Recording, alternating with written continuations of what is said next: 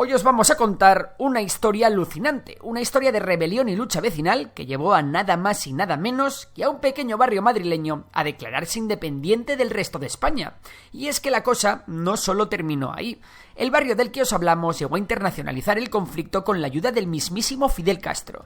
¿Que cómo ocurrió todo esto? Pues no te despegues de la pantalla, que te lo vamos a contar ahora mismo. Todo el lío empezó cerca de la década de los 90, cuando el ayuntamiento de la ciudad decidió embarcarse en un plan urbanístico que pasaba por construir unas 7.200 viviendas. Se supone que la idea era acabar con el deterioro urbano, chabolismo e infravivienda. Para ello iban a tener que expropiar varias zonas, y a quienes allí vivían les prometieron que les trasladarían a otra área, o si no, se les indemnizaría. Entre estas zonas se encontraban barrios madrileños bastante poblados para el momento, como Delicias, Carabanchel o Puente de Vallecas, pero fue un pequeño barrio de 200 personas llamado Cerro Belmonte el que tuvo el honor de convertirse en el protagonista de esta curiosa historia. En junio de 1990 los vecinos dijeron que nada, que no se iban, que si querían echarlos tendrían que pasar las excavadoras por encima de sus cadáveres. De esta forma la cosa fue escalando y la repercusión en los medios de las protestas comenzó a hacerse mayor cada día. Pero es que las protestas llegaron a buscar una meta aún mucho más alta. En palabras de la representante de los vecinos, la abogada Esther Castellanos, el barrio del Cerro Belmonte resistiría y además se independizaría de Madrid, luchando contra la explotación del ayuntamiento. Alucinante, ¿no? Por aquellos tiempos cabe destacar, para seguir con esta anecdótica historia, que las relaciones de España con Cuba estaban bastante tensas. De hecho, en el mismo año en el que sucedió todo este pifostio, los cubanos intentaron infiltrar un grupo de 9 personas en la embajada española, haciéndolos pasar como solicitantes de asilo político. Bueno, realmente lo que se encontraron los de la embajada española fue un grupo de 9 personas atléticas y de aspecto fuerte, que no tenían ninguna pinta de ser refugiados, y que bueno... No sé, Rick, parecía falso. Así el embajador español terminó por solicitar la ayuda de un grupo de geos desde Madrid para contener la infiltración. La historia se tensó tanto que el gobierno de España amenazó incluso con suspender la ayuda económica a Cuba, mientras que en la isla se hablaba de un complot orquestado por Europa para tirar al gobierno castrista. ¿Y qué pintan los habitantes de Cerro Belmonte en esta historia? Pues resulta que a la mencionada abogada Castellanos se le ocurrió la maravillosa idea de escribir al mismísimo Castro y contarle todo el litigio de los vecinos contra el Ayuntamiento de Madrid. Y una de las cosas que se les ocurrió a los vecinos fue pedir asilo político a Cuba. Castro escuchó la historia y decidió aprovecharla para meterle el dedo en la llaga a las autoridades españolas y para echarse unas buenas risas de paso.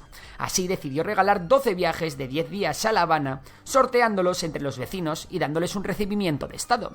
Todos los gastos pagados, recepción del mismísimo Fidel Castro y un montón de regalos en forma de puros o libros.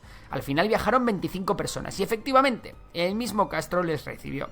Y no solo eso, la prensa cubana se hizo eco de aquella lucha e incluso el mismo Fidel les dedicó una gran parte de su discurso con el motivo del 37 aniversario del asalto a la Moncada, alegando que los vecinos de Cerro Belmonte eran el verdadero ejemplo del pueblo español.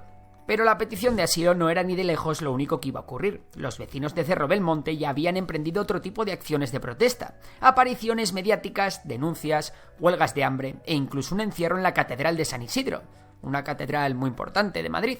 Y lo mejor estaba por venir. Tras la declaración de un referéndum en la casa de la Desi, una de las ancianas más afectadas por el lío, y entre la expectación de cámaras y medios de toda Europa, los vecinos declararon la independencia de Madrid del reino de Cerro de Belmonte, Principado de Villamil, Condado de Peñagrande.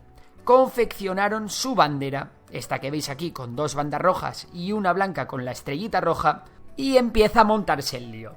Los vecinos se rodean de barricadas en torno al perímetro de sus casas y se dedican a hacer controles fronterizos en los que llegaron a exigir pasaporte a los que no eran de Cerro para poder entrar. Y espera, que encima hablaron de acoger en asilo político a cualquiera que quisiera independizarse de la persecución del ayuntamiento. Los vecinos de Cerro Belmonte también redactaron una constitución y compusieron un himno, y el disparate es tal que llegaron a acuñar su propia moneda llamada belmonteño, billetes que equivalían a 5.018 pesetas de la época, unos 30 euros, vamos. ¿Sabéis con qué coincidía el valor del belmonteño? Con el valor del metro cuadrado de sus casas. Ya como colofón, llegaron a elevar una petición al Comité Olímpico para participar en los Juegos de 1992 e incluso escribieron al rey Juan Carlos para que éste fuese regente del Cerro. Evidentemente, el desafío separatista que implicaba que un pequeño barrio se volviera independiente alcanzó un eco tremendo en la prensa española, y como era de esperar, en la prensa vasca. Y es que varios periódicos de corte separatista de Euskadi llegaron a hacer suya la causa. Recordemos que estamos en los tiempos álgidos del conflicto territorial en el País Vasco. ¿Y cuál fue el desenlace de todo este embrollo?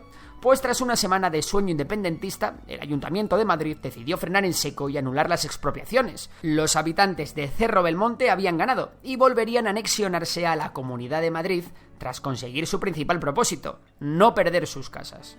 Evidentemente, las protestas de Cerro Belmonte han pasado a la historia como un ejemplo de lucha vecinal y de lucha contra la especulación urbanística. ¿A quién se le podía haber ocurrido tremenda pirueta? Imaginad por un momento que esta historia llega a ocurrir en la actualidad, con la cantidad de medios que tenemos. Imagino que os preguntaréis, ¿qué ha sido de este barrio en la actualidad? Pues bueno, aunque la historia es muy bonita, ya sabéis cómo funcionan las cosas. Años más tarde los vecinos renegociaron las condiciones con mejores precios y terminaron por ser realojados en otros pisos, no muy lejanos. A día de hoy la mayoría del barrio está ocupada por una zona de chalets. Y bueno, hasta aquí llega el vídeo de hoy. ¿Os ha gustado esta historia? ¿Queréis más vídeos anecdóticos como este? Bueno, si es así, darle like y dejármelo en los comentarios.